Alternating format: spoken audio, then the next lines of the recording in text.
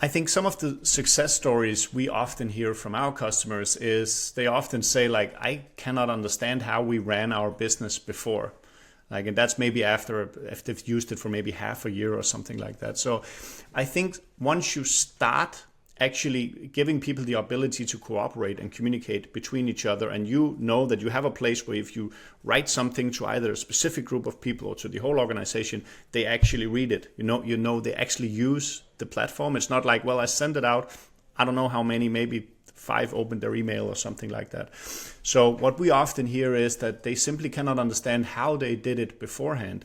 I don't think they kind of realized, maybe they realized how big a problem communication and information flows, all of these things really are, but they didn't know that there actually was something there that could actually address it.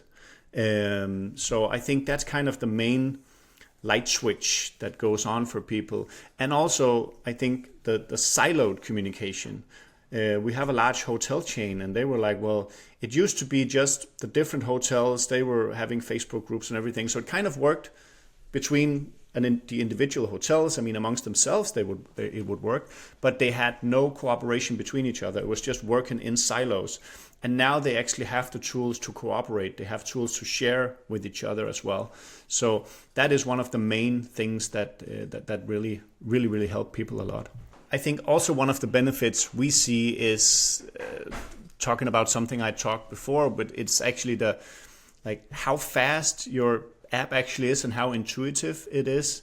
Because we had people that changed from competitors of ours, and they saw 4 or 5 times more engagement a day than they did before, simply because they now have a tool that's actually super sharp and fast to use. It's kind of the same that you wouldn't give your chefs bad knives to work with in the kitchen.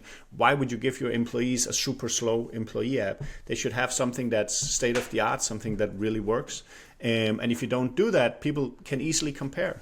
So you're used to using these apps. You know how well, I don't know, Signal, Messenger, whatever works. So if you then give them an app, it's the same, just company, but it's like super slow and it doesn't work, people are not going to use it. So yeah, I think that's one of the main benefits. If you have never had a really functioning, really intuitive, really fast system for this, you really haven't seen if you haven't given it a chance to actually solve this problem, because it's not speed, for example, is not a nice thing to have. It's a need to have when you do tech like this.